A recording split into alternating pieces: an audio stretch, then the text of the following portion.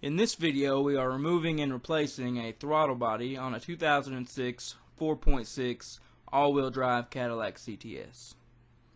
We're going to start by removing the power steering pump filler cap right here, and then remove the engine oil filler cap to then remove that cover. Then on this cover, you would normally have push pins holding that in, but this one doesn't have them, so we're just going to take that right off. Normally you would use a push pin puller or a flathead screwdriver, and this doesn't have it either, so we're going to take this one right off. Then you have two clamps on this plastic intake hose or pipe that you're just going to get with a flathead screwdriver. Loosen them both up very good. Obviously don't take them all the way off, but loosen them up. Then with some force, you're going to have to pull that off the end of the throttle body there.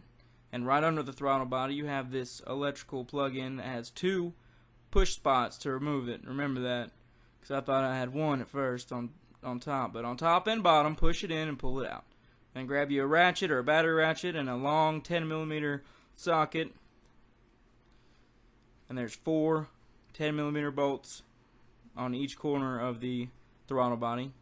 Get them all loose before you start taking them out. It's easier that way. Then after you get that out, clean this surface very good where the gasket meets. It's important. With your new throttle body, you should get 4 new bolts. If you don't, just clean the old ones pretty good and add some Loctite.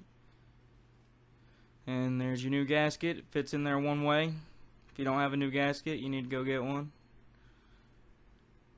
And then you got, I'd get those all started before you got one tight, just to make sure everything lines up well. And you're going to make sure those, after you push that back on, it's relatively easy. You're going to make sure you get both clamps tight again with the flathead screwdriver. And I forgot to mention this hose right here earlier, but you just pinch the retaining clip in and it pulls right off just as it pops right on.